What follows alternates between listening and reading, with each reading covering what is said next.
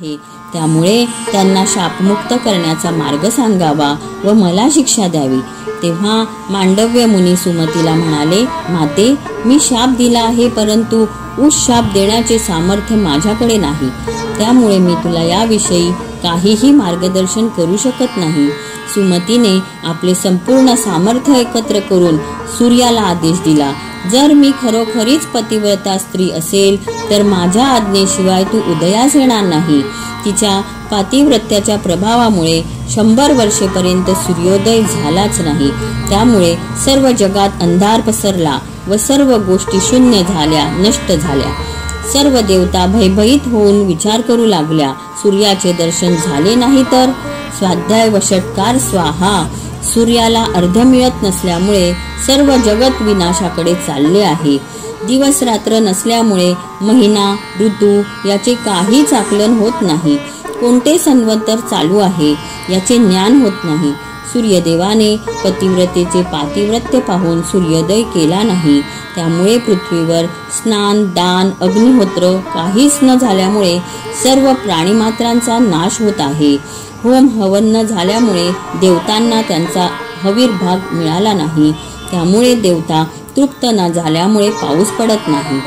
सूर्योदय झाला तर सर्व समिदासह मनुष्य यज्ञादी पूजा करतील.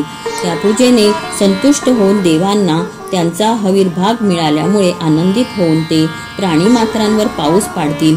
मनुष्य अग्निहोत्र करून स्वर्गामध्ये तेजस वाढवतील. पावसामुळे मनुष्य व्रतवैकल्यामुळे देवता प्रसन्न होतील. जे दुरात्मे आहेत ते यज्ञ याग न करता यज्ञ सामग्री स्वतः घेऊन जात आहेत. अशा दुरात्म्यांचा नाश करण्यासाठी पृथ्वी, जल, तेज, वायू, आकाश या पंचमहाभूतांना अनुकूल करून त्यांचा नाश करावा लागेल. या परिस्थितीत सर्व प्राणी मात्रांना जन्म देणाऱ्या ब्रह्मदेवाजवळ सर्व देवांनी जाऊन प्रार्थना केली. ब्रह्मदेवांनी प्रकट होऊन त्यांच्या समस्या जाणून घेतल्या. हे देवतांनो, तेजामुळे तेजस, तपामुळे तपस शांत होऊ शकते. यासाठी मी सांगतो ते ऐकून घ्या. पतिव्रतेच्या प्रभावामुळे सूर्योदय होत नाही. जर सूर्योदय झाला नाही तर मानव चराचर प्राणी मात्रांचा नाश होईल. महापतिव्रता, महासाध्वी, शिरोमणी स्त्री अनसूयेला प्रार्थना करा. ती साक्षात जगत मातेचा अवतार आहे. ती महातपस्वी, महाशक्ती संपन्न अत्री महर्षींची पत्नी आहे. ती आपल्या पतीला परब्रह्म स्वरूप समजून त्याची पूजा करणारी थोर पतिव्रता आहे. आपल्या पातिव्रत्याच्या आधारावर ती हे काम करू शकते. यासाठी आपण सर्व देवता अत्री महर्षींच्या आश्रमात जाऊन अनसूया मातेला विनंती करा, असे ब्रह्मदेवाने देवतांना सुचविले. अनसूया मातेने सूर्योदय घडवावा अशी देवतांनी मनात इच्छा बाळगून ते अत्री महर्षींच्या आश्रमात गेले. अत्री महर्षी व अनसूया मातेचे त्यांनी दर्शन घेतले. अनसूया देवीला त्यांनी आतापर्यंतचा घडलेला वृत्तांत, सुमती कौशिकाची कथा, मांडव्य मुनींना दिलेली शिक्षा व सुमतीने सूर्यदेवाला दिलेली आज्ञा या तिन्ही गोष्टी निवेदित केल्या. हे जगन्माता अनसूया देवी, तू आमच्यावर दया करून सूर्योदय घडवून आणण्याची कृपा करावी. सूर्योदय झाला तरच सर्व प्राणी मात्र जीवित राहतील. सर्व देवतांनी मातेला प्रार्थना केली की आपण सुमती देवीला समजावून सांगून तिचे समाधान करून सूर्योदय करण्याची विनंती करावी. महासाध्वी अनसूया देवी म्हणाली, पतिव्रतेचा प्रभाव कमी होऊ शकत नाही, त्यामुळे त्याचा सन्मान कराव्यास पाहिजे. अहोरात्र सुमती देवीला आपल्या पतीसाठी जे दुःख, पीडा सहन करावी लागत आहे त्यावर मी काहीतरी उपाय शोधीन, असे आश्वासन वरदान रूपाने अनसूया मातेने दिले व ती सुमती देवीकडे गेली. अनसूया मातेने सुमती देवीला विचारले, तू व तुझा पती खुशाल आहेत काय? त्यांना उत्तर देताना सुमती देवी म्हणाली, हे माते, तुझ्या आगमनाने माझे घर पवित्र झाले आहे. तू साक्षात पूजनीय लोकमाता आहेस. तुझ्यासाठी मी व माझा पती काय करू शकतो? तेव्हा अनसूया माता सुमतीला म्हणाली, हे सुमती, तू महासाध्वी आहेस. तुला पातिव्रत्याशिवाय दुसरी कोणतीच गोष्ट माहीत नाही.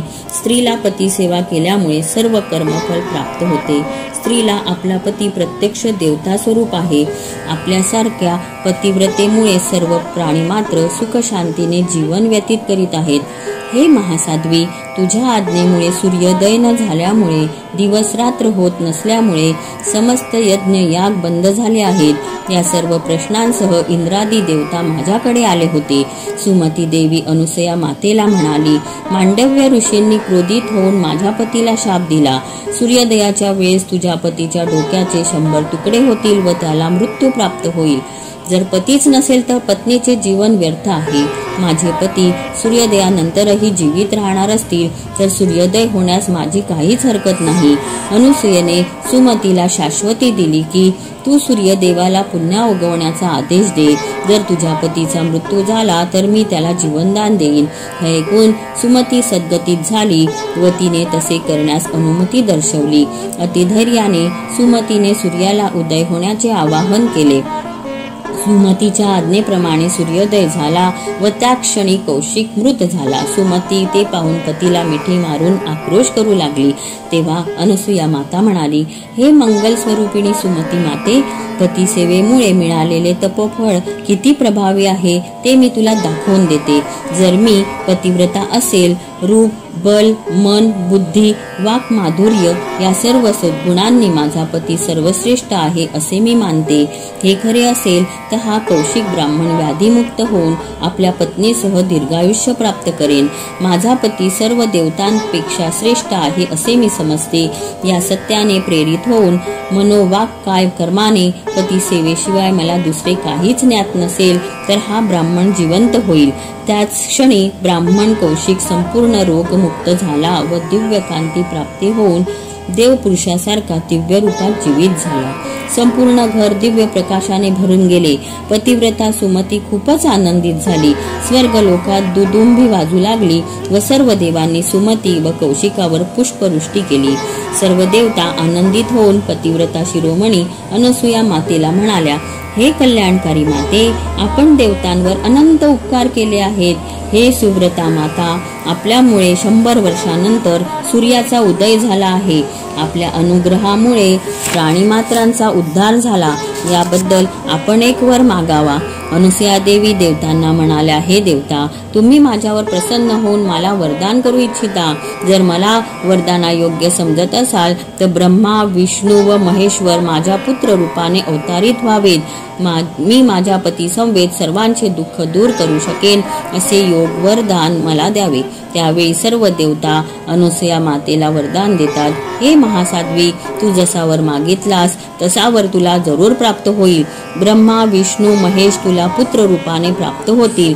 त्यानंतर सर्व देवता अत्री महर्षी व अनुसूया मातेची स्तुती करून स्वस्थानी परत गेले. अशा प्रकारे श्री काशीनाथ पंडितांनी देवरायांना कृतयुगातील कथा सांगितली. अनुसूया देवी महापतिव्रता होती. तिच्या पातिव्रत्याची परीक्षा घेण्यासाठी त्रिमूर्तींनी भूमीवर अवतार घेतला. तिच्या पातिव्रत्य प्रभावाने तीनही देवता बालक स्वरूपात रूपांतरित झाले. या अध्यायाचे भक्ती श्रद्धापूर्वक पारायण किंवा श्रवण करणाऱ्यास श्रीपाद श्री वल्लभांच्या अनुग्रहाने आरोग्य, अपंगत्व निवारण व सकल सौभाग्य प्राप्त होईल. श्रीपाद श्री वल्लभ लीलामृतातील 2य अध्यायात